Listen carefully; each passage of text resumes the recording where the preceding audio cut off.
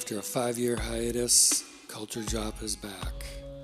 Buckle up, as in this episode, we're going to cover the Beatles, the Stones, Dylan, Springsteen, U2, The Clash, The Smiths, Johnny Marr, the Pistols, PIL, the Screaming Blue Messiahs, Dr. Feelgood, Kate Bush, Pink Floyd, The Wizard of Oz, The Big Music, and last but not least, Minneapolis' own, The Replacements. I'm Jed, and I'm here once again with my co-host, author and cultural critic, William Devitt. This is part one of a two-part conversation, so enjoy the episode. We'll see you on the other side and catch you in part two.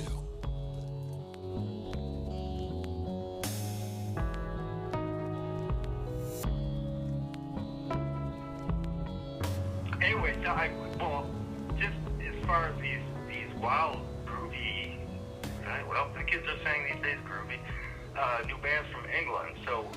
Yeah, so what do you think about the new Stones album? Like, what do you think about the production of it? It sounds very modern. Yeah. I like it because it sounds like, get this, a Rolling Stones record. They've never released an album that doesn't sound like the Stones, for better or worse. Yeah, and I guess, if I think of songs like Undercover of the Night, I mean, they've always tried to be kind of au courant in terms of, Sure. their sounds, right? Sure. I mean, further back than that, go... Disco. Further back than that, why do you think they got Mick Taylor in the band? Sure. Because that's what was going on. It was fancy lead guitar players going doodly doodly doodly and playing the scales. So, I enjoy that. I think about half the songs to me are like really great and half are good. I don't think there's anything bad on there. I wish it wasn't so, when you're as big as them, it's like, do you really need to try to sound super contemporary? I mean, it could have been a little less reverby, a little less compressed, just make it sound cool. But, they can do whatever they want and it's still great. It is compressed. Now, I don't know what you're listening to it on. You got obviously have a real sound system. All I have is my 25-year-old, 30-year-old, whatever, Bose clock radio. So that's what, and that by the nature of the Bose Waves patented sound system, is very compressed, very mid-rangey. It's got good bass response, not much high. Yeah. So that's when I'm listening to it on. Oh, that's what it's designed for. It's a very mid-rangey sounding album. Most of that brick-walled, compressed stuff is designed for, earbuds and, streaming and, crappy. And that's why the people are actually making records and mastering them and, they sound like that, which means there's a lot of crappy sounding records, out there. Even if the music is actually good, crappy sounding brick-walled remastered. Yeah, and that's actually, I don't know if you ever get into looking at waveforms and stuff, but they call that a brick wall when there's no dynamics in the waveform, and that's actually one of the criticisms of the new Beatles song is it's so compressed, there's almost no dynamics going on. Yeah, I haven't seen, I'm familiar with waveforms, I've seen quite a few through the years. Yeah. Whatever, but it is bloody loud. Now, I've only heard it on crappy computer speakers. And, I should say, the video is wonderful. For which one? For Now and Then. Wasn't that cool? I thought so too. It made me appreciate the song much more, actually. Me too. It's whimsical. It's everything the Beatles are. It's actually a little too whimsical, but it's heartfelt, moving too, because half of those guys are dead. Yeah, and if you think about it, he was trying to walk a very difficult tightrope. You've got John doing these super goofy things that he flew in from the Hello Goodbye video, but somehow it kind of worked, and because it's kind of it could be a sad song, and you feel just you feel this nostalgia to see John there conducting the the orchestra, and he just did it in a very deft way, I thought. Yeah. I mean, the song's not really, it's a little syrupy. Yeah. By the Beatles, you know. God help us. They've been known to be syrupy before in the past, Long and Winding Road or, you know, whatever. But it's not just about the Beatles, it's about, you know, us. That's right.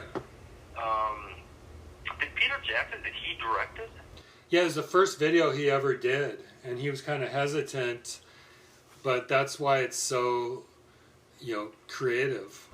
Okay, so what's the deal with Jackson getting, I believe, co-reissue producer credits with Giles Martin on the Red and Blue compilations, which I think are coming out, Friday or something like that? Well, those already came out. I don't know. He didn't get I'm sure he didn't get co-producer on there, unless you know something I don't know. I mean, he could, to the extent that, you know, they used his technology to demix certain tracks where they didn't have, you know, because in the day they had to mix everything down to like 4 or 8 tracks. So you've got certain instruments combined with other instruments, and they couldn't break it down to like just the bass track, just the piano track. And he invented this technology working on the Get Back movie. Oh, yeah.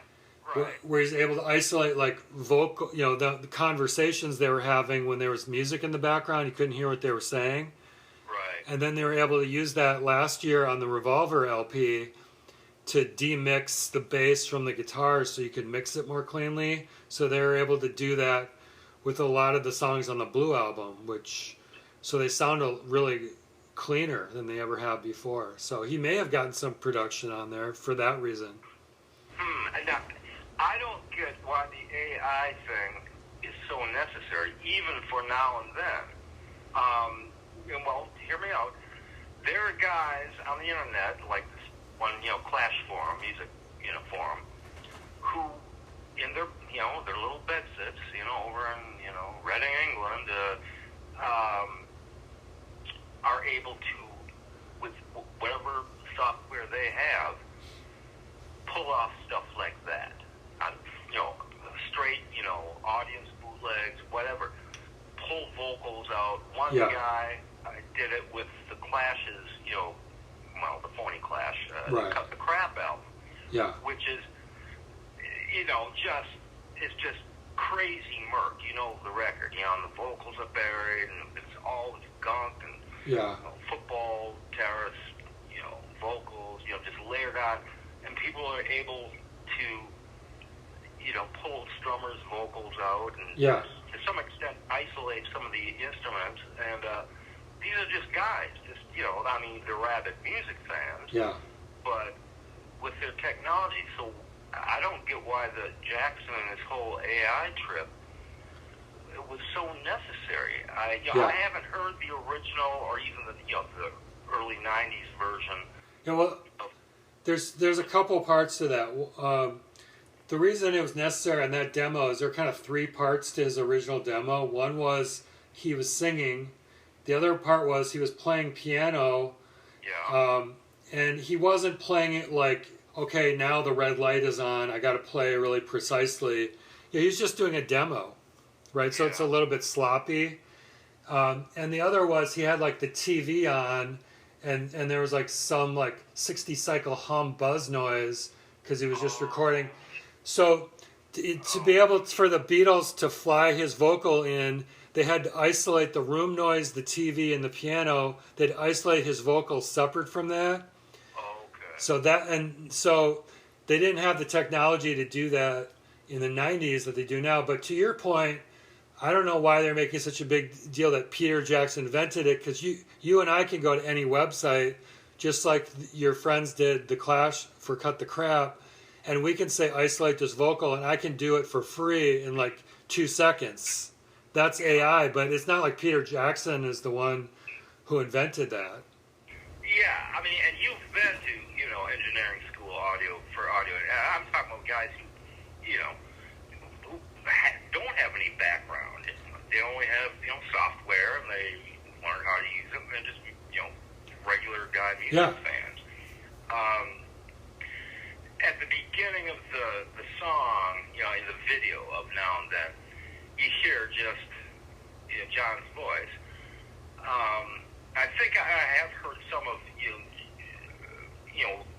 just the original tape with just him and the piano, and I obviously on crappy computer speakers, I didn't pick up on the TV in the background, and maybe their first pass at it in the '90s, they were able to do something, with the track. So I don't know which generation of John's tape I was actually hearing. Yeah, well, that was the other interesting part of the story. I actually heard this kind of BBC documentary about making it, which I'll send to you. And they said that the version that Yoko gave to the Beatles was not the original tape. It was like a copy of the tape, so it was already degraded. Oh, okay, yeah. And then they used the technology they had in the '90s to try to boost the treble and the EQ of his vocal range, but they couldn't separate out the piano. So they realized, Peter Jackson realized, hey, now it's 2023, I should talk to Sean Lennon and see if he can find us the original copy and send us a digital copy of that. And sure enough, he found that. So when they're doing it now in 2023, they're able to start with a much better quality copy than just going back to what they had in the '90s. So that also helped make it happen, sound much better. Yeah, there was a short, 15-minute mini documentary. I think I sent to you as well. And, yeah. Paul narrates it, which covered that, and they talked to Sean Lennon. Yeah, I guess I'm thinking modern day, the aughts. I wasn't even thinking back as far as the '90s, which doesn't seem that long ago to me. But in the world of technology, it's literally a whole other century, literally and figuratively, as far as the technological advance. Yeah, and the way time unfolds is just crazy. I mean, the distance from when the Beatles broke up in 1970 to when Anthology came out in '95, that was 25 years. Yeah. And the time from then to now is 28 years. Isn't that weird? I mean, it's just, yeah. It's like that psychedelic verse song, the ghost inside you, the time moves, but she don't change. I don't know, I just remember. Yeah, exactly. That kind of feeling. It's, crazy stuff. So, have you got the new Red and Blue compilations? I don't have the I think I'll ask for at least one of them for a Christmas present from Lisa. I've been listening to them on Spotify.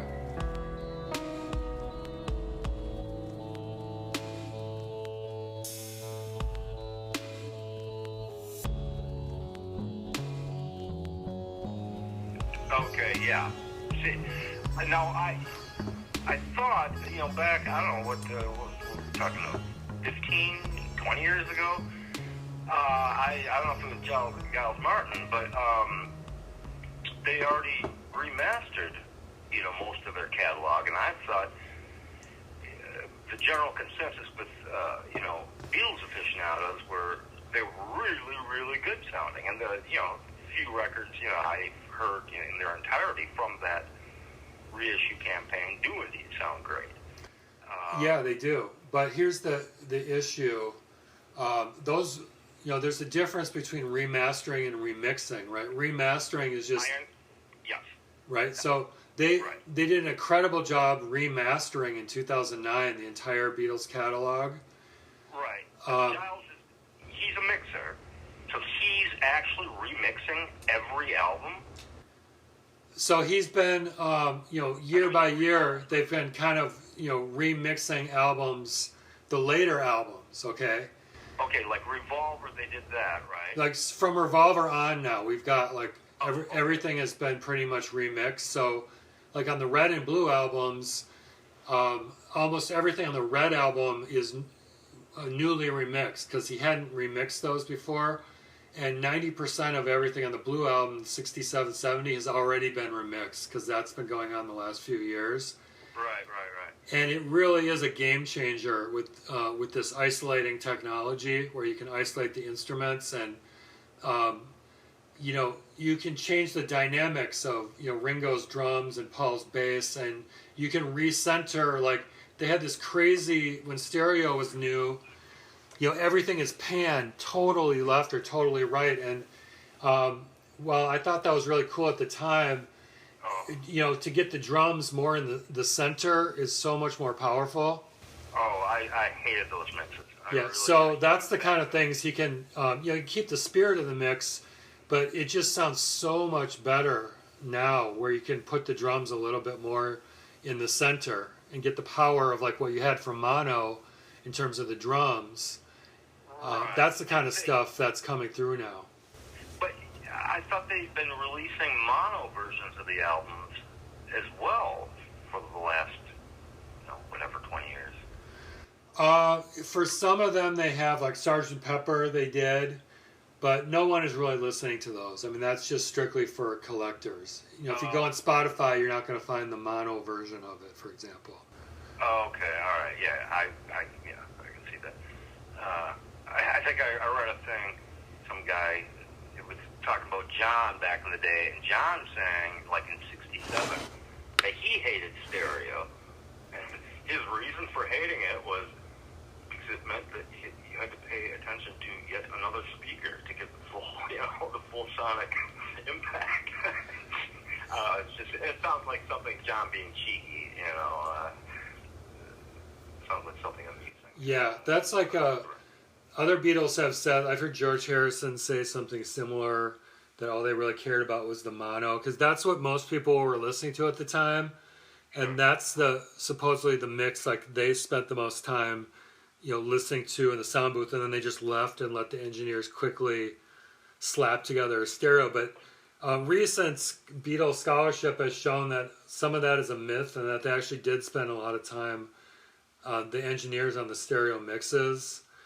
And as a kid, I just loved the stereo mixes, and I have to say, like, the Red and the Blue albums, which have pretty much been forgotten, that has a special place for me because those came out in 73, and that was right around the time I got into the Beatles. Those are the first Beatle albums I ever heard, and they had the lyrics printed in the inside, and those are the ones that I just listened to over and over when I first got into the Beatles. Yeah, I think those, the Red and the Blue, are, the Beatles version of, for, like, say, the Stones' Hot Rocks, Volume 1, which came out in 71, and then Volume 2. Right. And I'm glad you mentioned that, because that's actually the interesting Alan Klein connection, that he was the one responsible for those Stones compilations to make money. And then the reason this Beatles one came along is there were really loose copyright laws in the early 70s, and some other company was illegally, like in New Jersey, was selling like some Beatles greatest hits thing. So to preempt that, Klein put together this Blue and this Red compilation so the Beatles could capitalize on this and preempt that, put that other company out of business. Yeah, sure. It's kind of like, the live record boom, was all done to counteract, bootlegging, which has just come into vogue. The Stones get hiatus out. And, Hot Rocks. Huh? Hot Rocks, wasn't that a name of a Stones compilation? Well, that's a compilation. I was talking about like a live album. Yeah. There's a similar thing with around the same time. Right. Bands releasing live albums. Right. To counteract actual bootleggers. So, like Bob Dylan's, what was it, Little White Wonder. Yeah, that was supposedly like the first kind of like real bootleg. Right. What he released, Self-Portrait or some album to counteract that was, of course, everybody hated back in the day. Self-Portrait or... I hated that when I first heard it, and now, like, I don't know if you've listened to it recently, it's actually quite charming. No, I haven't heard the bootleg series reissue of it. No, there No, but I mean, just the actual album, Self-Portrait, has got like... I like it well enough.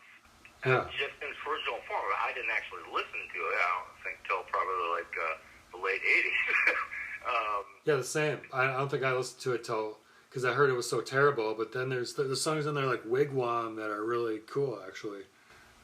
Wasn't the Quinn the Eskimo, from the Basement Tapes of the band, originally on Self-Portrait, wasn't it? Maybe. I think that may have been on... well, see, now you're talking about the Basement Tapes. I think you're talking about, because that was put out to kind of preempt... You're right. The Great White Wonder, I actually heard someone talking about this today, because I was watching some videos about the Bob Dylan Center in Tulsa, Oklahoma. Yeah. And this guy was talking about the Great White Wonder, which is a half like early Minnesota demos and the Basement Tapes. So right. That I think Quinn the Eskimo was on there.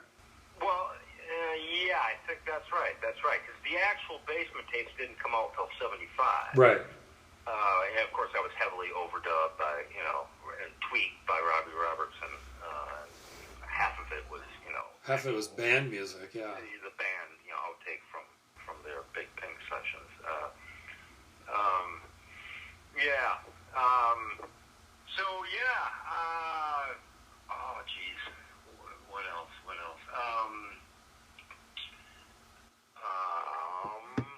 So the Stones thing, that other band, that also that. What about the Stones video? Yeah, I was gonna say, like the Peter Jackson thing for Now and Then. Clearly, it's a nod to the video for Angry, where they have they're driving around L.A. with all the billboards, with little clips of them, of the Stones live through the years, through the decades. Yeah. And apparently that was the big AI thing, where they had to, get, clips from the Stones playing live, just a couple seconds at a time, but sync it up so, Mick, it looked like he was singing the words of the actual song in real time, the song Angry. Yeah. See, I doubt it was a nod to that, because the Beatles were originally supposed to release this several months ago. And I assume the video was ready to go, and then it conflicted with Taylor Swift's 1989, and then it probably conflicted with the Stones. Right. Everything conflicted with Taylor Swift. Which is hilarious. The video came out September, mid-September, I think. Yeah.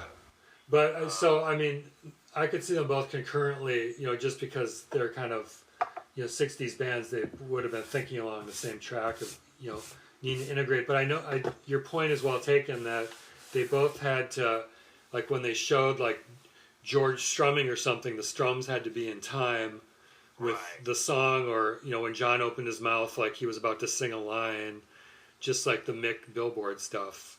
Right. I mean, you can do that stuff so precisely. You can't do that with a guy with a razor blade and 16 millimeter film, or whatever. That I'm sure is AI, contributed. But it would be funny if, for a change, per the old myth of the Stones copying everything the Beatles did. Right. The Beatles actually copied the Stones by a couple months. See, no, I'm not going to give you that one. Nice try. But what about the girl? What do you think about the girl in the car as the kind of the center motif of the song? It's just standard Stones by the numbers. Yeah. They released, I think, one or two from the blues album, Blue and Lonesome, with a different girl, someone kind of famous. I'd never heard of this girl, and that's right. That was a similar kind of idea, wasn't it? She was walking through the streets. No, she was driving in a car. She was driving also. Okay. Yeah, driving. I have to go back and watch those. Muscle. They're fun, and yes, who doesn't like looking at pretty girls? Even other pretty girls like looking at pretty girls. Yeah. Sure. But yeah, it's not.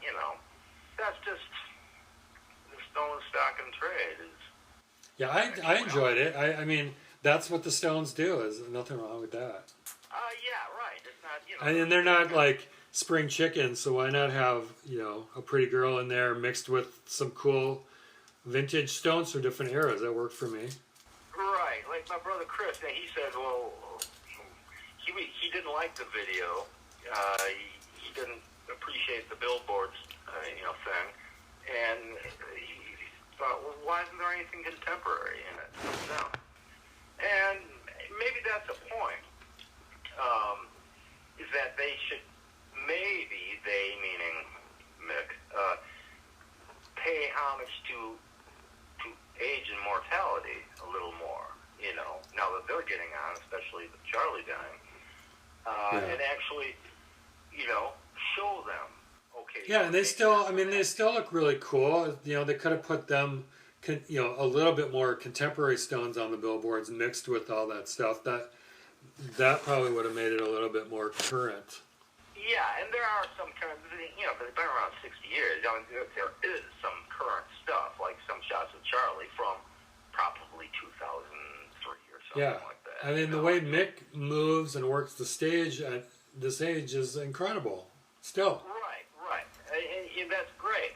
He's Peter Pan, and he's got, he's a health freak, and he's got good genes and all that stuff.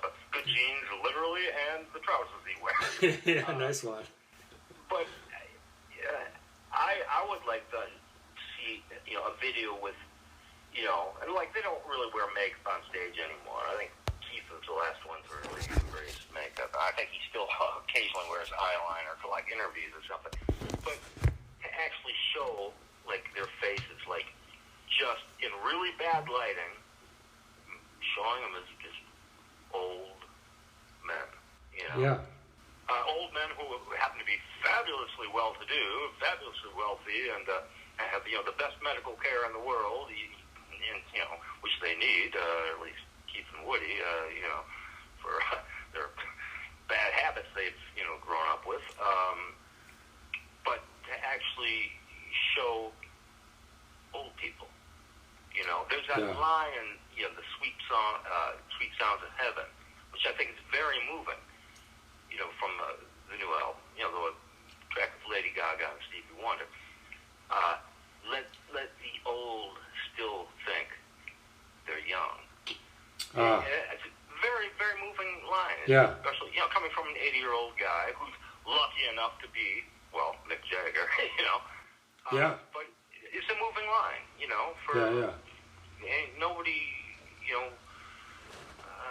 contrast that with, say, Now and Then, the new Beatles track, where they are sort of embracing mortality, but it's more, it's not literally, it's more of a nostalgic thing. They were embracing the Beatles and Beatledom and the Beatles fans and just people in general, but it's... Yeah, but actually to that point, Paul and Ringo were not afraid to show themselves in 2023 versions. Right. I think that's great. Which was cool. Of course, yeah, and they both still look really good.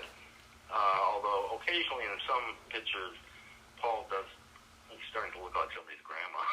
Yeah. And you could say the similar things about Keith or even Mick or even Woody.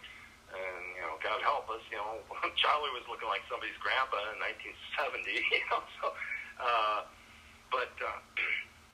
Apparently Ringo is like this crazy health nut. Like he only eats like blueberries and nuts, and he is on a really strict diet. Yeah, he looks great.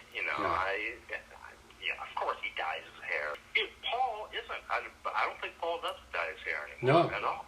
No, his hair looks really cool. Yeah, and there's nothing wrong with dyeing your hair. Did you hear the story about one of I think she was a viola player in the orchestra for the recording? Yeah, the one who passed away and didn't know she played on a Beatles song? Yeah, isn't that, it's sad and wistful and, but lovely as well. Yeah. As a story, yeah. She was like a first generation, immigrant from, I think, Germany or Austria. Oh, interesting. yeah, and her mom, moved to the States, married their dad, met him in Europe. I don't know I think it was post-war, because I read an article, a Canadian news outlet, and the mom, she went gaga for the Beatles in real time as a young kid. Ah. And she's like 81, I think the article said. And her daughter was, 48 or something like that. Oh, interesting. Yeah.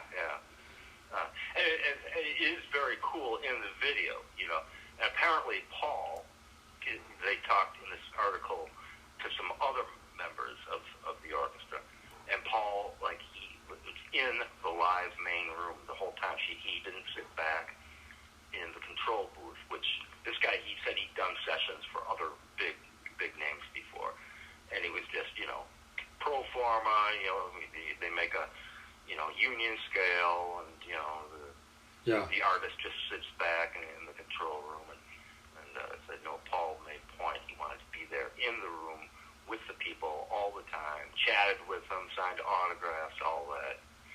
Interesting. He knew how historic it was. Yeah. Well, apparently he's that kind of guy anyway. He's right. Really lovely guy.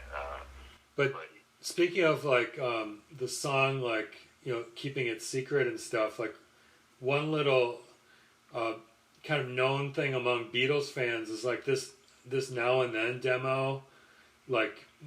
Beatle fans knew the Beatles had partially worked on it, and over the years, people, because John Lennon's demo had been circulating, so there have been versions for years on YouTube of people just doing their own imagined versions of what this would sound like.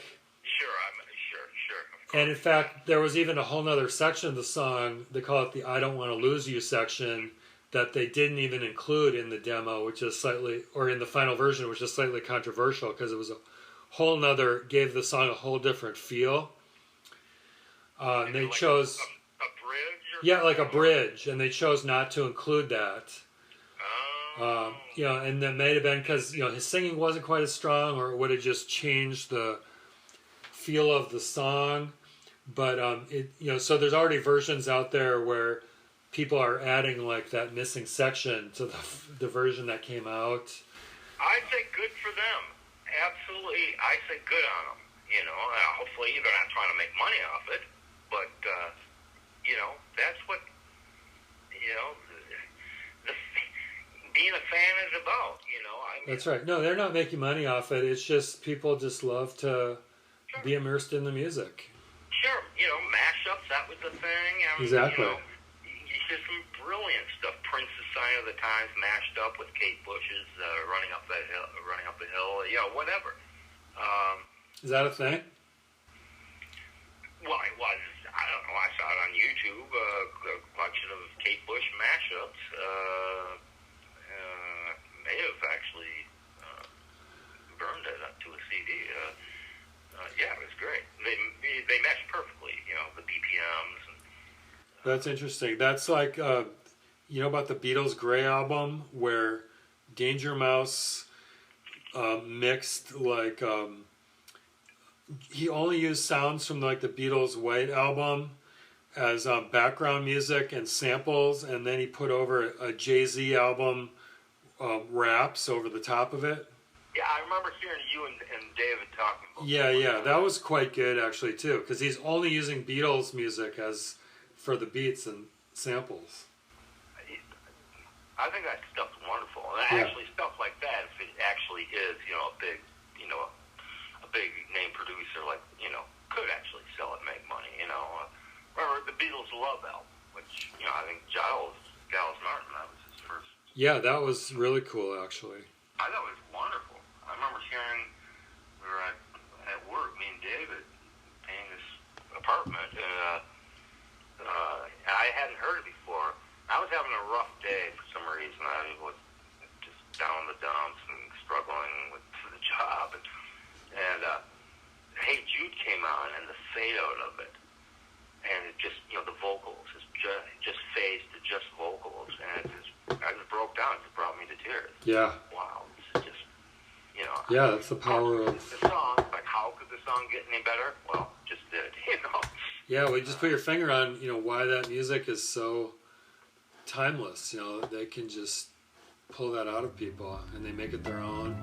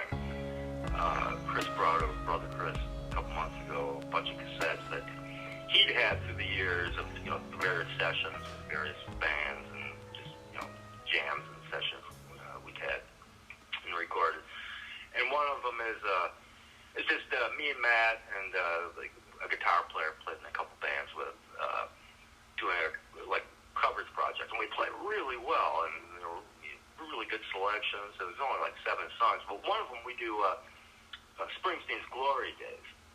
And I had a bootleg back in the day on vinyl, really muffled, low-key sound. Apparently it's very well-known and much better quality amongst, Bruce fans these days. Glory Days, there's an extra verse in there right before the breakdown where, going down to the well tonight, I'm going. There's an extra verse in there. My old man worked 20 years on the line, and they let him go. Anyway, I'm singing the song, and you can hear me on mic saying, Mitch, let me sing this track. And we play it just flawlessly. And Bruce has never done that. He's never released it, like on the tracks, for CD. Maybe eventually he's going to release a Born in the USA box set, Yeah. Live shows. He's got to do it eventually. And, he'll probably, if he's smart, have that version. It's the same take, the same track. It's, just a one track, take. Most of that album was, no overdubs and, just early takes of Born in the USA. It's spruced up by Bob Clearmountain's, fancy mixing and, sparkling 80s sound. But that's a thing. Whenever I hear that, you always hear Glory Days on the radio, at the supermarket or whatever. And it's like, why did he leave that verse out? Is there something he doesn't like about it? If Bruce doesn't, What is it? Is there something? What is that verse about? It's about an old guy. The verse goes just like it's the same cadence, it's the same music, it's all the other verses. It goes, my old man worked 20 years on the line, and they let him go. Now everywhere he goes out looking for work, they're just telling him, sir, you're too old. I was 9 years old. He was working at the Wachutchin Ford plant assembly line. Now he just sits on a stool down at the Legion Hall, but I can tell you what's on his mind. Glory days, well they ain't coming back. Glory days, like he ain't never ever had. Glory days, glory days. And then the breakdown, the thing going down to the well, comes after that. Oh, okay. So they edited that out of the master take, obviously in 1984. And to me, it's a very, very dark and a very moving lyric, because the song itself it's a bummer song, but it sounds like a party song, Glory. Yeah, well, that's the interesting thing about that album. It's like, thematically, it's very close to Nebraska, but it's got this up energy to it, and almost every song on there was a single. Right, exactly. And so something about that must have cut. Bruce, is not the best critic of his own work. He's left stuff off, all through his career. That's as good or even better than Yeah, just like Dylan. I mean, he's left off things that people consider masterpieces. Oh, sure. Of different albums. He just has no clue what, or maybe he just doesn't care. Who knows why? Well, Bob's weird. I think he's. But just to be contrary. He's got Asperger's apparently. He's somewhere on the autism spectrum, and he can't. He's incapable of doing a take the same way twice. Right. And apparently it's real. It's not just, it's actually literally. He's either incapable or he just will not. And he's always been this way. Yeah. From the basement tapes, I've got the whole box, 8 CD, whatever it is, box set, the complete basement tapes. And he just, can't or won't do songs the same way, with the same lyric, the same phrasing, the band, the music, the structures often change. Well, some people just can't. Like, that's actually an interesting topic. I know Ringo has said, like, he has, every time he does a take, he's listening to, like, the music and the singer. And, like, if you asked him to double his part, he said, I could never do that because every time it's just a one-off. I wonder if that's if Bono said that years ago. He said, one of the, things about Edge, and Edge obviously, has a great voice, great Welsh, classic singer,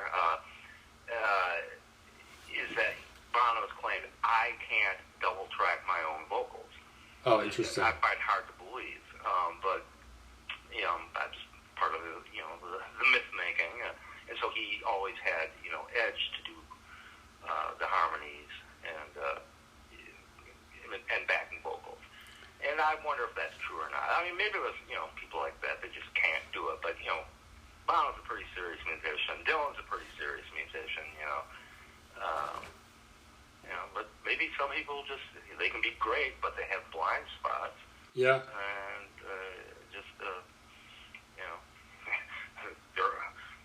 Van Morrison's another one. Supposedly I take everything Van ever says, but the grant's a big tumbler full of salt. Yeah, take a huge tumbler full before you listen. Right, even more so than Dylan. Supposedly he can't do takes the same way, and that's not true because I've heard takes that sound very similar through the years of him, on bootlegs or alternate releases. All right, so what else? Where were we? Where were you? Where was anybody? I did read the Johnny Green's, A Ride of Our Own. Oh, yeah, what'd you think of that? I was a little disappointed. Okay, it's been a while since I read it. Yeah, it was very, very easy, very, quick read. Yeah. And I heard that it was really good, one of the best, Clash memoirs, because the guy was actually there and stuff. And I don't think I like Johnny Green very much. I always thought, playing himself in the film Rude Boy, I always thought, wow, he seems like a really cool guy. Yeah, yeah. And I've seen interviews with him since then. Yeah. Since he got sober, I didn't even know, maybe he was into junk, And he's he moved from the States to Texas, and he's got, some weird degree in, Arabic studies or something like that. Yeah. And he just seems oafish, like an oaf. And that's how he comes across in the book. And I know it's not him really writing, it's, ghostwritten. Yeah. But I just don't like his voice. Oh, interesting. Even, he's supposed to, it's very, it's authentic, South London and all that. Maybe the ghostwriter just got the tone wrong. Maybe. As I say, I have seen interviews, in recent years of Johnny, and I sort of don't like his manner. Oh, okay. It's not like he's putting anything on. Yeah. Airs or, pretending to be, South London, wasn't that? But I just don't like the tone. And what don't you like about it? Do you think he's just full of himself because of the Clash connection, or what? No, not so much. No, I can't.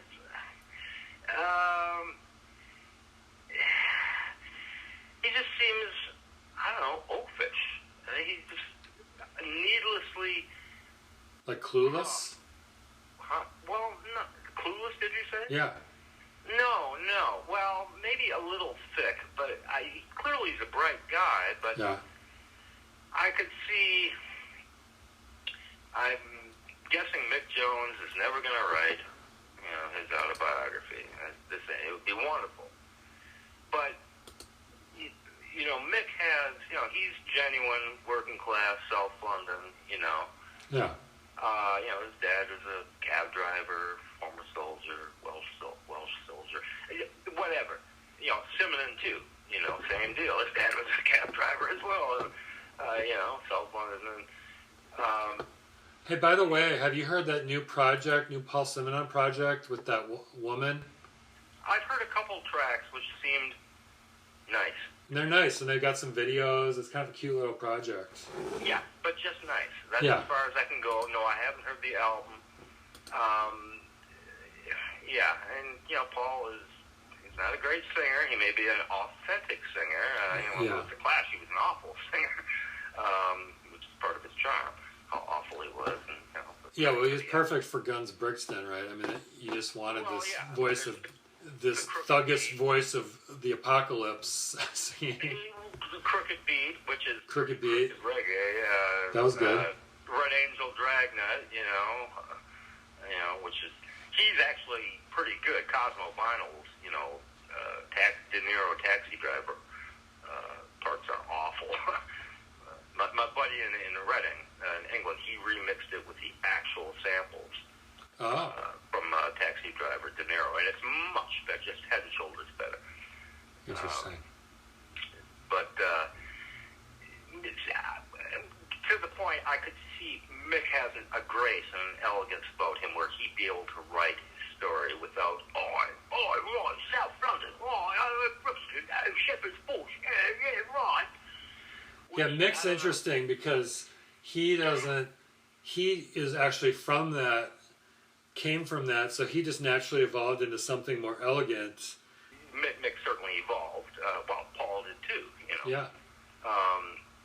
But so and Paul is like such a cool artist, right? He's a painter and kind of bohemian dude. Right. Great dresser. He's so cool. Well, Mick's a great dresser too. Mick is like the sartorial, wearing Hawks of Savile Row kind of stuff, whereas Paul is more like bohemian, cool, always been like that. Yeah, he's got a bit more Cary Grant in him. He was always the good-looking guy in the Clash. Right, but early on, he was like the tough, quiet guy, the tough dude, don't mess with him, and he's there. That's right. Whether that was actually him, it seemed like he had, he's a skinhead in his youth, and, non-racist, but, all his buddies were black. Same as Mick, apparently. That's just where they grew up, just the neighborhood, the nature of Britain, It's like I remember I saw Havana 3 a.m. play one time in a park, in Golden Gate Park in San Francisco. Really? That was kind of fun. It was like a lunchtime gig, and I took off quite a long lunch to go enjoy that show, but that was worth it. Wow, you're one of the 17 people in the world who actually saw Havana 3 a.m.? Yeah, it was fun. I can't even... I had the record, the album on cassette, and actually I saw it on CD a few months ago at Cheapo, and I thought about buying it. It was cheap, too. Yeah, I can't say I ever dig out Havana 3 a.m. music, but it was kind of this cool at the time. It seemed like, very Paul, kind of rockabilly, punk, whatever. Yeah, they had a guitar player. I remember his name, Gary Myricki, something like that. Mm-hmm. And he had played with somebody, I don't know, maybe Brian Setzer or something like that. But he's a hot shot guitar player, rock and roll, rockabilly, and he had a real piercing tone. And that's all I remember, but I can't remember even who sang. I don't think Paul was a singer. I don't think he was. He might have been, but I don't remember now. No, I can't remember anything about the record. I remember it was nice. That's it. Yeah. That's all I can say about it. It was not inoffensive. It rocked probably pretty well. Right, and we were desperate for grabbing anything related to the Clash at that time. Right. So it's like, well, I'll listen to it a few times, but, it wasn't like listening to Joe's first album, which by now I think is great, but, boy, that was a discipline. It was just a sound, how it was, produced and mixed, I remember, like, God, this is Joe's first proper, Which one was that? Earthquake Weather. Came out in 89. I loved Earthquake Weather. I used to play it on my radio show all the time. Yeah, I liked it and liked it and liked it. Now I really think it's great, but it's just a horrible mix. I don't know why Sony, isn't re-releasing it with a full remix, not remaster. My man Marky Dredd, the guy from Reading, who does wonderful work with the Clash's catalog, has remixed it. I haven't heard it because it's download, and I don't frequent the forum anymore, but I still lurk and read it. Did it have big 80s drums on it? Huh? Were the drums too big in 80s on it? I forget. No, the drums are really, really wimpy sounding. Oh, okay. It's very live sounding. Yeah. I remember at the time really liking it. I did too, but I could tell even at the time, like, where the vocals are completely buried. Joe is very wordy. It's a very wordy album. He's cramming a million words and syllables. Yeah. You've been saving up a lot to say, I suppose. Yeah, no, I love it. And it's not like, quote unquote political, lyricism like the Clash. As though the Clash were, I don't know, Billy Bragg or Tom Robinson. They weren't, Yeah. But they were political, but they were about as political as, I don't know, Bob Dylan or Springsteen or Woody Guthrie. They're just like, a British folk band. As far as the themes went. You mean the Clash? The Clash I'm talking about, yeah. I don't think, Yeah, a lot of that was just almost like marketing, right? Like, calling your album Sandinista, ! Exactly, sure, if you ask them about any of the Clash, about the Sandinistas manifesto, they wouldn't really be able to tell you, probably. Probably not. It was just they were hardcore romantics. Yeah. And they had great it's about rebellion against authority and whatever they perceived was akin to that. Sure, and the culture at large, not just big bad governments, not just right, the that's USA right. and the USSR and our proxy, governments. It wasn't like that. And it was observational, like Ivan meets G.I. Joe. Like, this is just what's going on. And that what they do with Ivan meets G.I. Joe, they made a joke out of it. It's a funny song. Right. It's a jokey lyric. Exactly. Jokey it's having fun with the politic, poking fun at it a little bit. The people don't, I think, by now, real fans, understand how screamingly funny the Clash were. As were the Smiths. I don't get the Smiths. I don't get it. That's what I've heard. I like Johnny Marr. I've never been able to stand Morrissey. Now I really can't stand him. He's up there with John Lydon as being a But I know you don't like him, but I just to make the point that he has a reputation of like a very dour lyricist, especially with the Smiths. But they're actually like laugh out loud funny on another level. A lot of that stuff. I take your point. Not that I've listened, but just from people whose opinions I respect. Well, you being one of them, have told me this repeatedly for years, or told other people this. Yeah. Like, no, the guy's actually really very funny and very clever, and very well read and well versed on. He's referencing obscure British, kitchen sink dramas he grew up watching as a kid. It's chock full of references like that. I've gathered this through the years, not that I've ever, deliberately listened to him much, I've gathered this through the years from other people talking or quoting lines of his. Yeah. But I'm with you. I'm not a big fan of his singing style. I love Johnny Marr's guitars, and actually, like Johnny Marr just came out with the Greatest Hits album like this week, and his stuff is really fun to listen to. He's more listenable singer than Morrissey, and the guitars are just as great as the Smiths on a lot of his solo stuff. Yeah, I've heard some tracks of his, and yeah, he is a great guitar player. I mean, truly great. You know, in the tradition, but he's also got his own, you know, his own stamp, his own style. And he's not like showing off; he's playing to the song and creating riffs, and you know, in that classic songwriter kind of approach. Like George Harrison was not a virtuoso, but he'd craft a solo and a riff that would work for the song. It's like that. Right. What's the only Smith song I can say I like, and it's all Johnny Marr. That's the big one. What is it? The When Is Now, or what's it called? How Soon Is Now? Yeah, with that big, you know, guitar figure.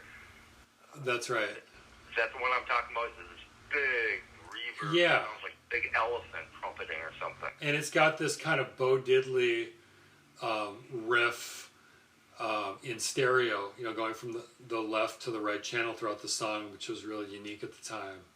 Oh, I've never listened that close. I've only ever heard on radio, but well, maybe I'll dial it up on YouTube and check it out. Yeah, listen to it. Just for the guitar part, it's going da da da da, and it's going back and forth between the left and right channel with this Bo Diddley kind of riff. It's pretty amazing.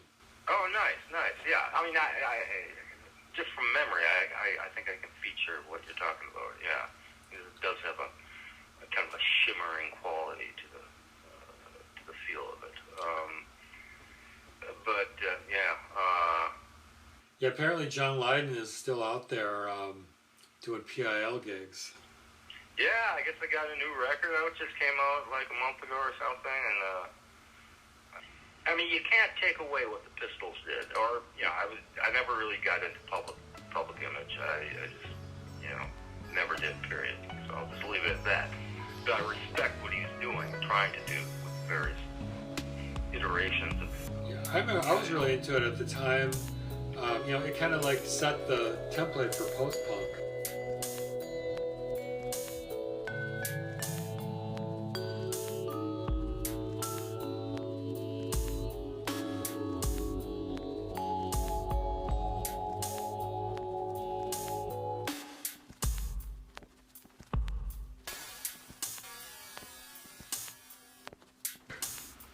Yeah, I know. I understand their place in history, and I appreciate that. I just never. But then again, they're a blind spot. I really haven't honestly heard a whole lot of this stuff. Yeah, but for me, it wasn't even really about him. It was more like the bass, this dub bass of Jah Wobble with the cool guitar of Keith Levine. That's what was interesting to me about Public Image Limited. Johnny Rotten? What, you're critiquing Johnny Rotten's, But it's not like his voice was much different than in the Sex Pistols, right? Well, it was something like this, and it was very unnerving. I suppose. Yeah, it was more like just playing up that mannerism. Yeah, like when the Pistols did that, the first reunion tour, and they released, the live album was really great. The Filth and the Fury. Chris Thomas engineered it. It's wonderful. They played the songs perfectly, note for note. When was that? The Pistols. Yeah, when was that? Oh, 96, 97. Okay. They did a couple reunion tours. Yeah. But this is the first one, and it came out, on EMI, major label thing. It's wonderful sounding. It's a great sounding record. They played the entire record, a bunch of B-sides, and it's great. But Lydon uses his Public Image voice. Oh, okay. So it takes some getting used to, Yeah. But that's the Pistols. That's Lydon, They're taking the piss, even though the Pistols were a very conventional rock and roll band, Yeah, that was kind of the big joke about it. I mean, they're still using E and A and D chords, and just like the Kinks were in '65, right? It's like just exactly. With a different attitude. Yeah, they were just, without Lydon, they would just been another good British rock and roll band, With a little more distortion, I suppose. And well, Steve Jones was, Johnny Thunders, essentially. Paul Cook was Jerry Nolan, They were essentially a British version of the Dolls. Glenn Matlock is a wonderful bass player. certainly a lot better than Killer Kane on bass. But, the country was full of great bands in 1975, 76, and without Lydon and, McLaren, it would have just been, another very traditional, very, very good rock band, It's funny how, your reference points change. I remember the first time I heard it when I was a teenager, it just sounded to me like it was from another planet. It really did sound revolutionary. And now, I've got the context of the Dolls and all the other reference points, and it doesn't really sound that different. Because so many people have gone on to do similar types of sounds, and it just depends, when you hear it and what your reference points are. Right. Who are you? Are you talking about the Pistols here? I'm talking about the Pistols. The first time I heard them as a teenager, I was like, wow, this is really revolutionary. This is punk with a capital P, it really... Okay, here's the thing with me. It was almost the opposite. Interesting. To me, other than Lydon's voice, Johnny Rotten's voice, musically, it sounded like exactly what I was into. My brother got my brother Sean got the album in 76. 77, I think it was released in the USA. He got the American copy. Yeah. Not the, the yellow copy, which is, released in the UK. But the pink copy that we all know and love, And to me, what I was listening to then was, the Stones, the Faces, Small Faces, but the Dolls and Bowie. And what the Dolls had in Johnny Thunder's guitar, what Bowie with the Spiders had Mick Ronson's guitar. That's what Steve Jones sounded like. Very, very heavy but melodic, but definitely based in R&B.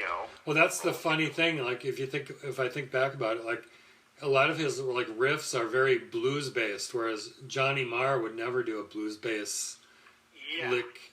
He wouldn't go within 100 miles of that. But the Pistols were very R&B based. They were just loud and aggressive. Yeah. Like the New York Dolls, and so to me it wasn't musically, but musically it sounded so great because the record, Thomas and Price's, production sounds, it's great. It sounds big and it's distorted and it's but it's hyper melodic. It's textured too. Great texture. Yeah. The mix of the drums. It's too bad Matlock didn't play. He only played on Anarchy in the UK, the single. Yeah. The rest of it's all Steve Jones is playing root notes. Yeah. Supposedly Sid plays bass on 2 songs, which I doubt. But so the sound of the record is Lydon's voice that put it over. Oh, this is punk rock. Oh, listen to this guy. What's he on about? Right. It's scary, But musically, it just sounded like, it's just guitar, bass, and drums. What's the big deal? Yeah, right. A really cool guitar, really cool drums, but, it wasn't anything new or shocking to me. Or not shocking, but shocking in a good way, maybe you're talking about. Yeah, and the guitar, was pretty basic. He was just playing bar chords, but it was distorted and it had that great production on it. But there are great leads and licks. There are massive overdubs on them. Okay. So little licks popping in and out, Yeah. It's not just bar chords. Okay, I'll have to go back and listen to it. It's been a while. Yeah, right. I've got it, pretty well internalized after all these years, after all these decades. Yeah. I haven't listened to it maybe in, a year or whatever. But, so, I don't know. But he likes to play. Yeah, that's right. The clever yob, sort of a Dickens character, That's right. Clever street urchin. The artful Dodger street urchin from London. Yeah, exactly. Right. I wonder what, Mick and Paul, Mick Jones and Paul Simmons think about this. Are they still mates? Were they ever mates? What does Shane McGowan think of this? Yes, Shane is still alive, apparently, somehow. Is he? I was just going to ask you. Yeah. Talk about good genes. Yeah, the new one, Julian Temple one, is Crock of Gold. Yeah.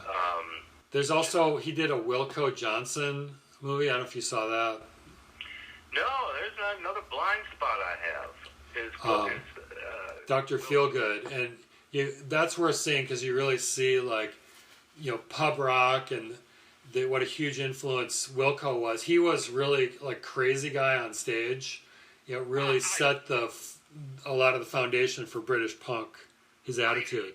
I've seen videos before, but here's the thing with Dr. Feelgood. I didn't think they had any songs. It's all Wilco, his guitar playing. Totally. He wasn't a singer. I thought the singer, or maybe they had multiple lead singers over the years, were lame. The band was lame. The songs were lame. Yeah, I mean, they weren't. They're just kind of a straight ahead, like R&B type of pub rock band. But Wilco gave them the attitude. Well, the guy that took a lot, apparently, is one of maybe my single favorite guitar player ever. And we're talking Richard Thompson, or Keith Richards, Johnny Thunders, whatever, Mick Jones. Bill Carter from the Screaming Blue Messiahs, who maybe they're one of my three favorite bands of all time. And nobody knows about them. Oh, yeah, I saw him live. Where? In London. Oh, really?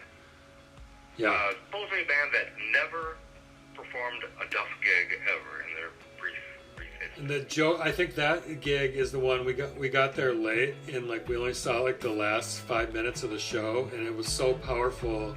It was still like one of the great gigs I've ever seen.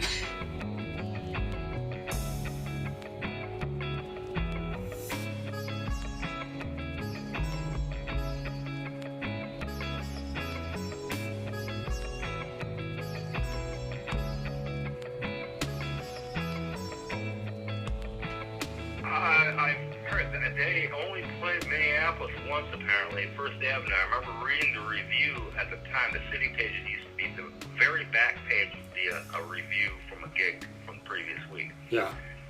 And they were opening for the Cramps, and the Cramps kept blowing the Cramps away, and so the Cramps sound guys and road crews trying to sabotage the Messiahs. Oh.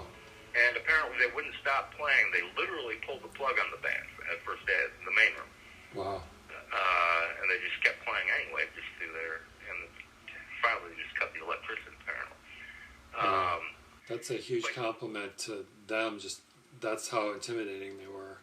Apparently, yeah. They look scary and all that, but they were scary. But it's kind of like the Clash. So it's like, oh, they're angry. I don't know if you could put one. They were a wall of magnificent sound. It's just cinematic, almost ethereal in its majesty, to me. Oh, yeah. But Bill Carter apparently was a huge Wilco fan. Oh, okay. He's a big Townsend fan, too. But, he didn't play with use a pick. So he's always, his hand is always busting open. He's, bleeding and had to use fingernail polish to seal up his fingers, like that. But he didn't use a pick, and apparently got that from Wilco. And so that approach apparently really informed Bill Carter's style of playing. And so I've always wanted to get into Wilco, and maybe I will one day. But the videos, YouTube stuff I've seen, I just thought, there's no songs. This is like dumb, like. Yeah, it's a lot of attitude, but it's interesting to watch it just because you kind of like get a feel for what that scene was about because we just weren't exposed to it here. Oh, sure, for sure, and you got Wilco Johnson, he's an incredible guitar player and unique, and and a very impressive stage performer as well. But again, sadly, they're one of my musical blind spots. Like band, artists that you think you should get into, you think you'd like, but you kind of like don't. And I'm sure you have people like that, and in Jed world, people you think you want to get into, you think you might like, but you just never get around to it, or what you've heard. And there are, things, films, or TV series recently, Stranger Things, I think is what I hear people talking about. Oh yeah, that has all 80s music, good 80s music in it. That's very good.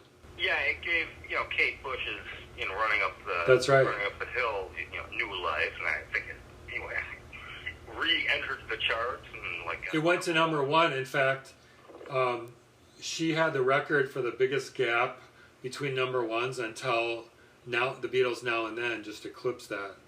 Oh, nice. Because the last Beatles number one was the Ballad of John and Yoko in 1969. Oh, okay, yeah. Well, Kate also was the first woman in UK history to have a number one with Wuthering Heights.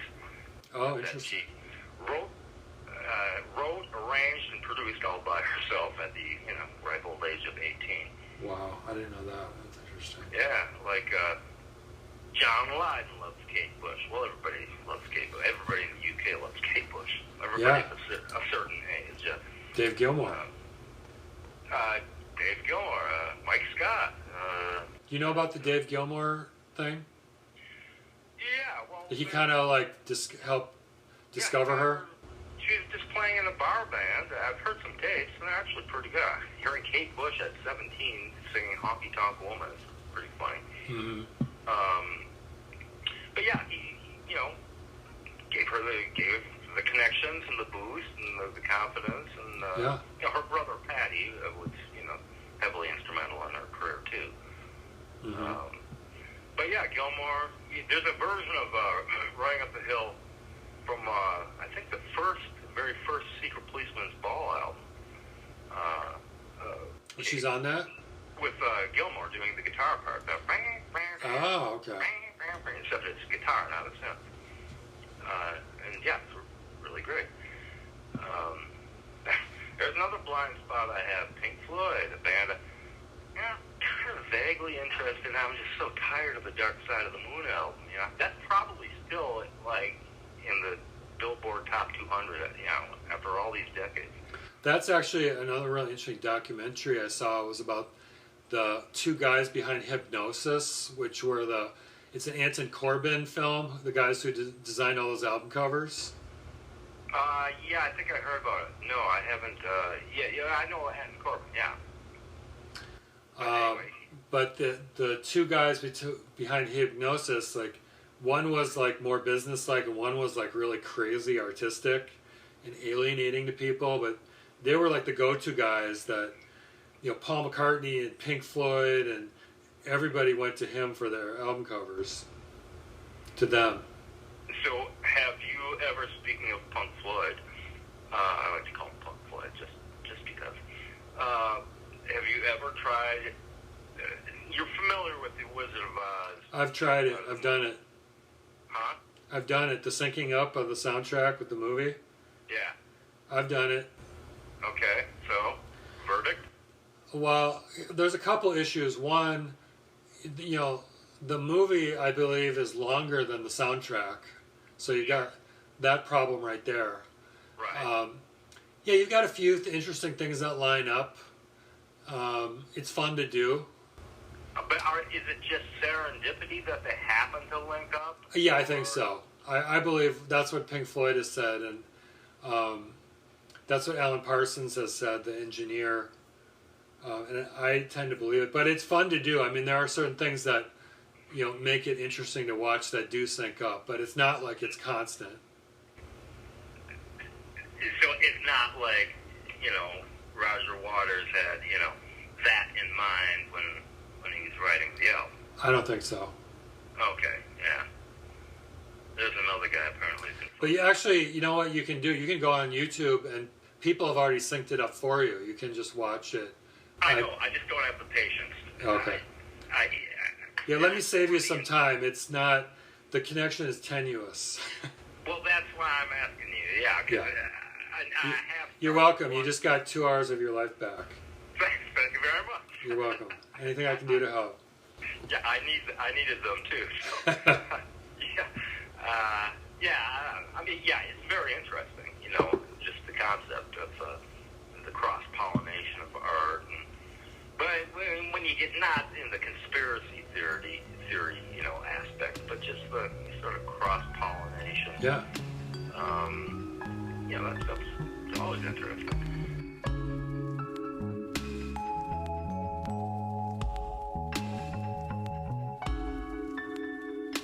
There was a time in the early 80s, I remember I moved in with my sister Dolly and late Katie O'Brien, 26th and Hampton, and Katie was the queen of the scene, but Tommy Stinson would come over and steal all my beer and blah blah blah. But there was a thing, and what I was really into at the time was the big music, right? U2. Yeah, me too. Big Country, Simple Minds, Yeah.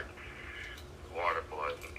And I was like really pissed off at the Replacements because when I'd see them, like, a couple times, and not every time, I certainly saw some brilliant, early gigs, but, they were drunk and what. I was just down on, like, real rock and roll. I wanted big, glorious music, and, that's how I was feeling my oats at that time in my life. And I hear things like commonality, themes, terms in almost all new music that was coming out. I mean, I'd hear a commonality in a theme or something on the Stones' newest album at the time, Undercover, with Springsteen's Born in the USA and U2, and all these, oftentimes these things be the vaguely, militant, left-leaning Christian sensibility, and but I'd be hearing lyrics and common themes just constantly, like, oh, these guys have been listening to U2, or whatever. It was just some weird thing, and it was probably manufactured in my own mind, but I was thinking it was that there was a zeitgeist going on in the music, the music that I enjoyed. People as different in their themes as young U2 and the Rolling Stones. Like, how could they be latching into some common zeitgeist which has sort of a vaguely, militant, left-leaning, Christian in the true sense of the word, sensibility, which is, U2 was very young at the time. Yeah, I could see that, like the Alarm, the Waterboys, the Rolling Stones, not so much, but definitely the big music part of it had that kind of feel. Well, yeah, but those bands, I understood it. And they toured with each other, and they were friends. Yeah. And, like that. And I understood that, but even other bands and artists, who had nothing to do with that new crop, that sort of new wave of, bands like, U2, Big Country, Simple Minds, The Alarm, The Waterboys, Icicle Works, Echo and the Bunnymen, whatever. I'd be hearing it all the time. So I think there was like a larger thing, like a militant, something where the Clash had left off, something larger and something more, spiritual, if you will. Yeah.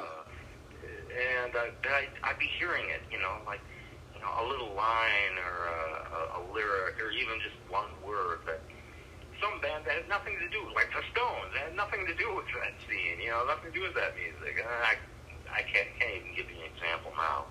But it happened with some regularity for maybe a year or two, year 2 or 3 or something like that. And it's in my own, probably just wishful, subconscious, going on.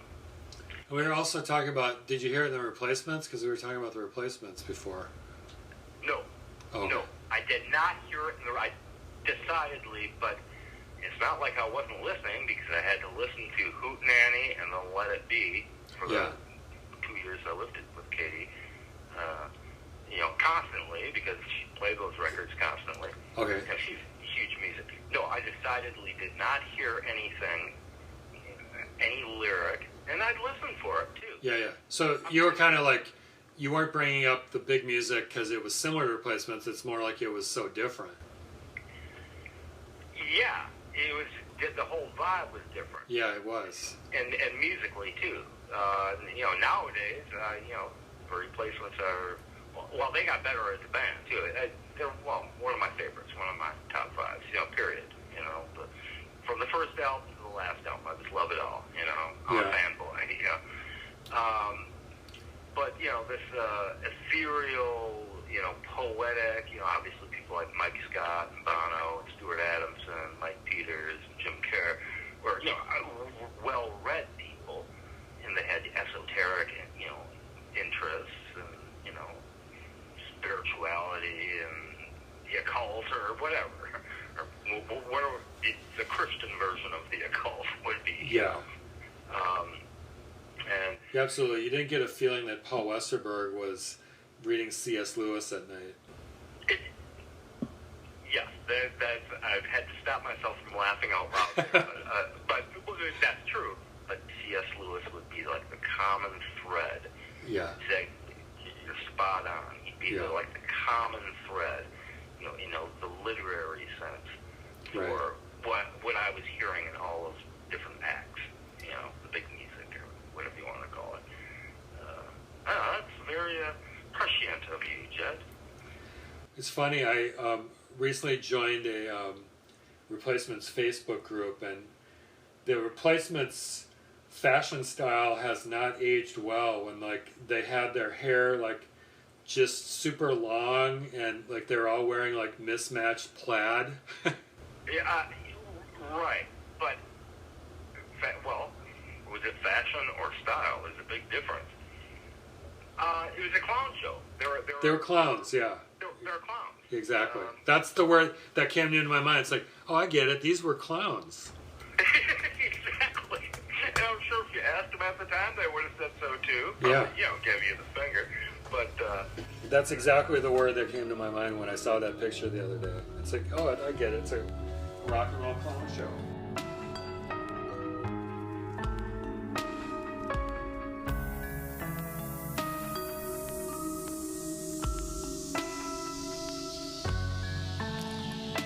Hey, thanks everybody for listening. We hope you enjoyed the conversation. That was actually just part one. The conversation continues in the next episode, so we'll catch you on the other side.